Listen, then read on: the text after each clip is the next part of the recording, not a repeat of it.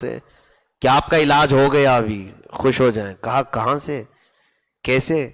کہا بازار میں ایک حکیم آئے ہیں، نئے طبیب آئے ہیں اور وہ علاج کرنے کے لیے تیار ہیں. حضرت ایوب علیہ السلام نے کہا کہاں ہمارے پاس پیسے ہیں کہ اس کی اجرت دیں گے؟ کہا اس کا آپ اس کی فکر نہ کرو، میں انتظام کر رہی ہوں. کیا انتظام کر رہی ہوں؟ کہا بس اس کے نام پر ایک بکری ذبح کرنا ہے اور بس ایک سجدہ کرنا ہے. جلال میں آئے، بستر پر سوئے ہوئے جلال میں آئے. اب وہ قرآن پاک میں اس کا ذکر بھی ہے. حضرت ایوب علیہ السلام نے قسم کھا لی، اللہ کی قسم، اگر میں صحیح ہو گیا تو پہلے 100 کوڑے تجھے ماروں گا، 100 کوڑے تجھے ماروں گا کہ تو ابلیس کے پاس کیسے چلی گئی. بیماری کے عالم میں ایک بیمار کو کوئی بھی مل جائے صحیح کرنے والا، ہم کہاں دیکھتے ہیں؟ کسی کے ذریعے سے تو بھی ہو جائے. میرے عزیزو، ایمان کا تقاضا یہ ہے کہ تمہاری آزمائشوں کے دور میں بھی یہ دیکھو کہ علاج تم کس سے کر رہے ہو. کہیں ایسا نہیں کہ عقیدہ بیچ کر کے علاج کرنا پڑ رہا ہو، تمہیں شریعت سے ہٹ کر کے علاج کرنا پڑ رہا ہو. ہاں کسی بھی غیر مسلم سے علاج کرانے میں کوئی حرج نہیں، لیکن اگر اس کے عوض میں تمہیں ایمان چھوڑنا پڑتا ہے تو پھر ایسے علاج سے موت بہتر ہے. ایک صاحب آئے تھے چند سال پہلے کی بات ہے ہمارے علاقے میں. کہا پیٹ کے درد میں بہت دنوں سے مبتلا تھا، ایک حکیم ملے وہ صحیح کر دیے ہیں. کہا کیا کیا؟ کہا گائے کا پیشاب پلا رہا ہے. معاذ اللہ رب العالمین. پی لیا تم نے؟ کہا کبھی کبھی پی لیتے ہیں. مسلمان ہیں، نماز کے لیے آتے ہو اور پیٹ کے درد. یہ ابلیس لعین ہے، شیطان، جو حرام چیزوں کو بظاہر تمہیں صحیح کر کے دکھاتا ہے. میرے عزیزو، یہاں ایمان بیچ کر، عقیدہ بیچ کر کے کوئی علاج ہو ہی نہیں سکتا. ہاں رب تبارک و تعالیٰ چاہے تمہیں یہ جو لاکھوں کی دوائیاں ہیں نا، جس کو تم سمجھ رہے ہو یہ میرا صحیح کر دیں گی، یہ دوا صحیح کر دے گی، وہ دوا صحیح کر دے گی، اگر تم ایمان پر استقامت کے ساتھ قائم رہے اور رب تعالیٰ شفا دینا چاہے تو اس زمین کی مٹی سے تمہیں شفا دے دے گا. کروڑوں کی دولت، کروڑوں کی دوائیاں ایک طرف، اور شفا ملنی ہو تو چند کنکریوں سے تمہیں شفا مل جائے. قادر و جبار خدا کی ذات پر یقین اور توکل رکھو. حضرت بی بی رحمت نے، وہ محبت نبی میں گئی تھیں، وہ گمراہ ہونے کے لیے نہیں گئی تھیں، محبت نبی میں گئی تھیں اور ان سے سہو ہو گیا تھا، بھول ہو گئی تھی، انہوں نے اندازہ نہیں کیا. اسی طرح اس واقعے سے ہمیشہ ایک بات یاد رکھیں، تکلیفیں چاہیں جیسی بھی آئیں، میں کسی اور کو سجدہ کر کے میری زندگی نہیں بناؤں گا. ہاں اگر مرنا ہے تو رب ذوالجلال کے سجدے پہ ہی مر جاؤں گا. کسی اور کو سجدہ کرنے سے میری طبیعت صحیح ہو سکتی ہے؟ ہاں معاذ اللہ رب العالمین. قرآن کو چھوڑ کر یا اسلام کو چھوڑ کر کے کوئی ہمارا فائدہ ہونے والا ہے تو یہاں پر بچ جاؤ، توبہ کرو، باز آ جاؤ کہ ابلیس لعین تمہارے ایمان پر ڈاکہ ڈالنے کی کوشش کر رہا ہے. حضرت بی بی رحمت کو حضرت ایوب علیہ السلام نے کہا تو حکیم کے پاس نہیں گئی تھی، تو شیطان کے پاس گئی تھی، وہ ابلیس لعین ہے. اب اس طرح سے بھی وہ حملہ کرنے کی کوشش کرنے لگ گیا. اتنی ساری چیزیں تو اس نے کر دی، اب میری بیوی کے ذریعے سے آ گیا ہے گھر پر.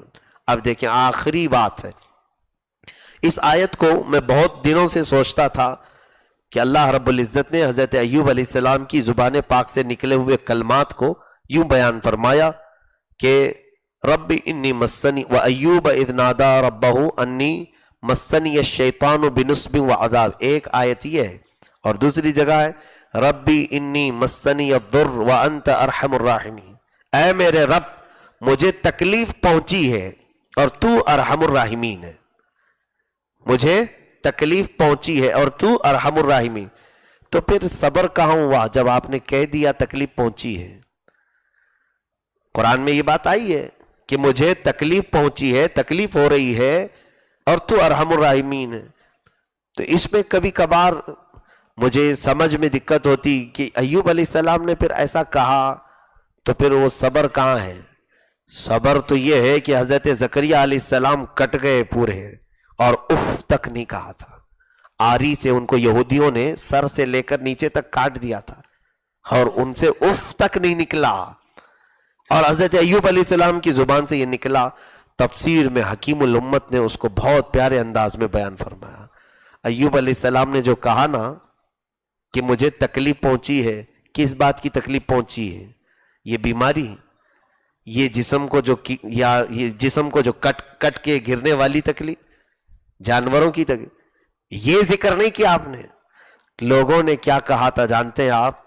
اس وقت چند گستاخ رسول وہاں تھے، انہوں نے کہا تھا کہ ایوب تیرا خدا کیسا ہے، ایوب تیرا خدا کیسا ہے، اتنے سال سے عبادت کیا، وہ تجھ کو ہی شفا نہیں دے پا رہا ہے، دوسروں کو کیا دے گا؟ معاذ اللہ رب العالمین۔ ایوب علیہ السلام کو اس جملے سے تکلیف پہنچی، بیماری سے نہیں۔ بیماری سے تکلیف پہنچی ہوتی تو 10 سال پہلے ہی کہہ دیتے نا۔ 18 سال بستر پر تھے، ایک بار بھی نہیں کہا۔ ابلیس لعین نے گھر کے ذریعے سے حملہ کیا، بیوی کو بہکانے کی کوشش کیا، اور کچھ گستاخان رسول نے کس کی بارگاہ میں کہا؟ رب کی بارگاہ میں کہا ایوب کا خدا کیسا ہے جو اس کے بندے کو ہی شفا نہیں دے پا رہا ہے تو دوسروں کو کیا دے گا؟ حضرت ایوب علیہ السلام بے قرار ہوئے، رونے لگے اور کہا اے مولا، یہ لوگوں کے جو جملے تیری شان میں ہیں وہ تکلیف مجھے پہنچ رہی ہے، یہ نہیں کہ بیماری کی تکلیف۔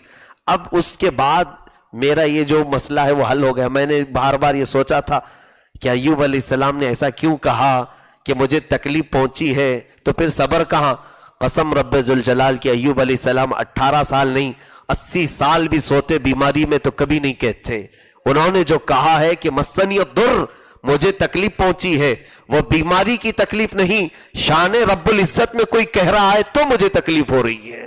اے مولا تیری شان میں یہ بک رہے ہیں، یہ تجھے کہہ رہے ہیں، مجھے تکلیف ہو گئی، تو ارحم الراحمین ہے، ان دریدہ دہن لوگوں کو تو سبق سکھا دے، ان کو دکھا دے کہ تو شفا کیسے دیتا ہے۔ رب تبارک و تعالیٰ فرماتا ہے فَاسْتَجَبْنَا لَهُ، ہم نے اسی وقت ایوب کی بات سن لی۔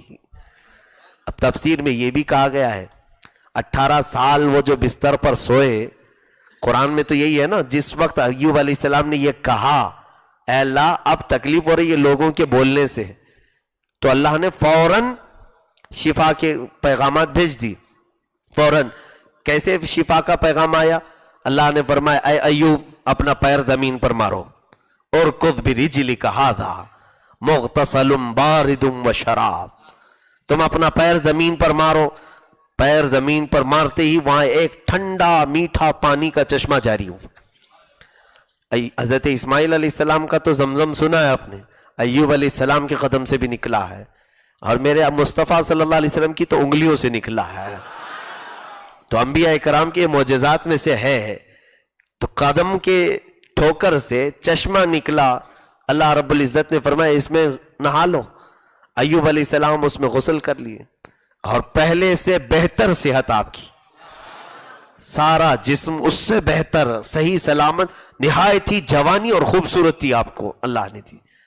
اور اتنا ہی نہیں، اللہ تعالیٰ فرماتا وَوَهَبْنَا لَهُ أَهْلَهُ وَمِثْلَهُ، ہم نے ایوب کو ان کی جتنی اولاد گئی تھی اتنی اور عطا کی، وَمِثْلَهُمْ مَعَهُمْ، اتنی ہی اور دی، رحمتم منا، ہماری جانب سے رحمت کے طور پر، اور جو جائیدادیں گئی تھی سب کو پھر سے بحال کیا، جو بھی وہ عارضی طور پر شیطان کے پھونک سے گئی تھی۔ اس کا مطلب ہے کہ ابلیس لعین کبھی پھونک مار کر کے حقیقت کو چھپا سکتا ہے، ختم نہیں کر سکتا، حقیقت کو چھپا سکتا ہے، پردہ ڈال سکتا ہے، اور جب مولا پردہ اٹھائے تو حقیقت زندہ رہے گی۔ ظاہر سی بات ہے آپ کی اولاد جب مر گئی، ختم ہو گئی، تو پھر زندہ کیسی ہوئی؟ تفسیر میں لکھا گیا ہے وہ پھونک سے عارضی طور پر سو گئی تھی، مری نہیں ہے، دیکھنے والے کو لگ رہا ہے کہ مر گئی، بلکہ رب تبارک و تعالیٰ نے حقیقت میں انہیں زندہ رکھا تھا۔ شیطان کا ڈالا ہوا پردہ جب ہٹا دیا گیا تو وہ زندہ سلامت نکلی۔ اب یہاں پر ایک بات جو میں کہہ رہا تھا وہ یہ ہے، 18 سال سوئے نا حضرت ایوب علیہ السلام اپنے بستر پر، اور یہ جو تکلیف کا آپ نے ذکر کیا، کون سی تکلیف؟ بیماری کی نہیں، رب کی شان میں جو جملے بک رہے تھے لوگ، گستاخان رسول یا گستاخان خدا، ان کے جملوں سے تکلیف ہوئی، تو 18 سال بعد آپ نے کہا تو فوراً آپ کو شفا دے دی گئی۔ تفسیر میں کہا گیا یہ جو آپ کو آزمائش ہوئی ہے یہ خود حضرت ایوب علیہ السلام نے اپنے اوپر لے لیا تھا. وہ روز اول پہلے دن بستر پہ ہی اگر یہ جملہ کہتے اسی دن مولا شفا نازل کرتا. 18 سال تک تو آپ نے کچھ کہا نہیں. اگر وہ پہلے دن بھی کہتے تو اللہ تعالیٰ وہی شفا نازل کرتا. تو وہ انبیاء تھے جو تمام آئی ہوئی مصیبتوں کو میرے مولا کی نعمت اور رحمت سمجھ کر کے ہی استعمال کرتے تھے. صحیح ہو گئے. اب یہاں بی بی رحمت کے متعلق فرمایا گیا وہ بیچاری ان کو گھر سے بھی نکال دیا تھا. ہاں حضرت ایوب علیہ السلام نے اخیر وقت میں جب وہ جا کر کے آئی تو کہا کہ میرے گھر میں تو ساتھ نہ رہے. قسم کھا لیے تھے پھر بھی وہ چوکھٹ سے جھانک کر کے دیکھنے کے لیے آتی تھی کہ کیا کیفیت ہے, اور کبھی کچھ کھانے پینے کی چیزیں دور سے ہٹا کر کے رکھ کر کے چلی جاتی تھی ایوب علیہ السلام کے پاس. ایک دن وہ آئی دیکھنے کے لیے, کمرے میں کوئی نہیں, بستر خالی پڑا ہے. گھبرائی, میرے شوہر نامدار کہاں چلے گئے. اس بیماری میں بھی ان کی کمال کی محبت ہے. جب جسم پورا گل گیا ہو اور وہ اتنی بے قرار ہے, تفسیر میں لکھا ہے کہ وہ بے قراری میں ادھر ادھر بھاگتی رہیں, لوگوں سے پوچھتی رہیں کہ لوگوں یہاں پر میرا ایک بیمار شوہر تھا, کسی نے دیکھا, وہ چل نہیں سکتے تھے, کوئی اٹھا کر لے تو نہیں گیا, کوئی درندہ کھا تو نہیں لیا. وہ بہت پریشان تھی.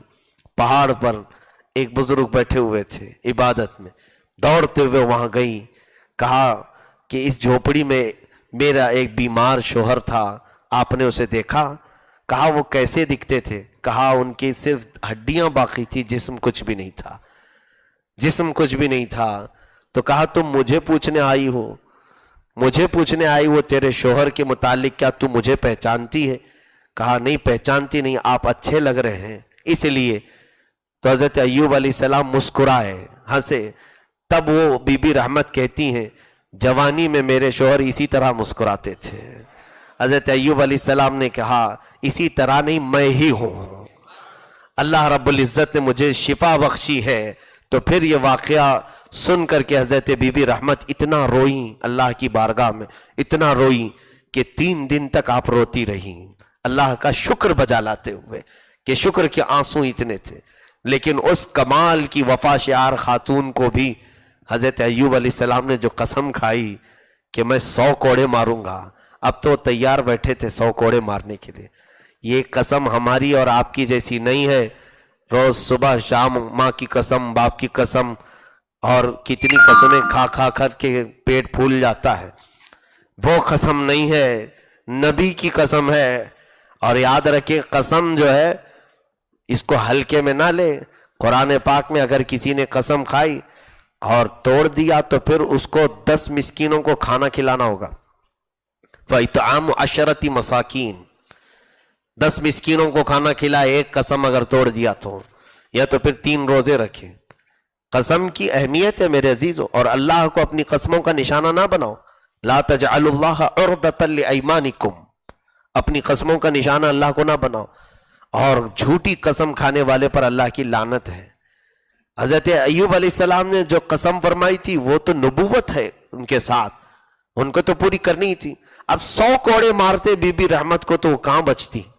ایک خاتون, رب ذوالجلال کو رحم اس طرح سے اللہ رب العزت نے اپنی رحمت کا اظہار فرمایا کہ جبرائیل امین کو بھیجا کہ جاؤ, وہ وفا شعار خاتون میری نبی کی محبت میں وہ چلی گئی تھی, اور جب نبی کی محبت میں کوئی ادھر ادھر بھٹک بھی جاتا ہے تو مولا اسے ہدایت دیتا ہے. محبت رسول میں, جیسے یوسف علیہ السلام کے بھائیوں نے یوسف علیہ السلام کو کنویں میں ڈال دیا تھا, کس لیے ڈالا تھا انہوں نے؟ محبت میں نہیں. یوسف علیہ السلام کی تو ان کو دشمنی تھی, لیکن وہ اپنے باپ یعقوب علیہ السلام کی نظر میں محبوب بننا چاہ رہے تھے. وہ ایک نبی کی نظر چاہنے کے لیے ان کو ڈال دیا, اس لیے ان کی خطائیں معاف بھی ہو گئی. اب یہاں پر جبرائیل امین کو بھیجا گیا اور ارشاد ہوا جاؤ, ہمارا نبی ہمارا بندہ ایوب اپنی قسم پوری کر دے گا اور وہ 100 کوڑے مار دے گا اپنی بیوی کو, تو وہ زندہ کہاں رہیں گی. جاؤ خذ بیدک ضغثا فاضرب به ولا تحنث, یہ قرآن کی آیت. حضرت جبرائیل امین اپنی قسم ان کو پوری کرنے کا ایک طریقہ یوں بتایا کہ اے ایوب علیہ السلام, آپ نے قسم کھائی آپ پورا کریں گے، لیکن اللہ تعالیٰ یہ چاہتا ہے کہ ایک جھاڑو لے لیں جس میں 100 کاڑیاں ہوں، اور ایک بار اس جھاڑو سے آپ مار دیں، آپ کی قسم پوری ہو جائے گی۔ رب تعالیٰ کی طرف سے یہ رحمت ہے، کس کے لیے؟ بی بی رحمت کے لیے۔ اللہ رب العزت کی طرف سے یہ رحمت ہے بی بی رحمت کے لیے۔ میرے عزیزو، اس ایک صبر کے واقعے میں ہزاروں ہمارے لیے درس ہیں، ہزاروں درس ہیں۔ سب سے پہلی چیز یہ ہے، زندگی میں آئے ہوئے مصائب، ہمارے اوپر آنے والی مشقتیں ہماری آزمائش کے لیے، مومن کے لیے مصیبت نعمت ہے۔ اگر وہ صبر کر لے گیا تو اس کے درجات بلند کر دیے جائیں گے۔ اور اللہ نے جب فرمایا ان مع العسر یسرا، ہر مشکل کے بعد ایک آسانی ہے، تو یقیناً وہ آسانیاں دے گا۔ اگر یہاں تم جھیل لے گئے تو انشاءاللہ العزیز قبر میں اس کا اجر ہوگا یا آخرت میں اجر ہوگا، اور کچھ کو تو مولا دنیا میں ہی اجر دے دیتا ہے۔ تو رب تبارک و تعالیٰ کی بارگاہ میں دعا ہے، مولا کریم ہم سب کی زندگیوں میں آئی ہوئی مصیبتوں پہ ہمیں صبر کی توفیق عطا فرمائے۔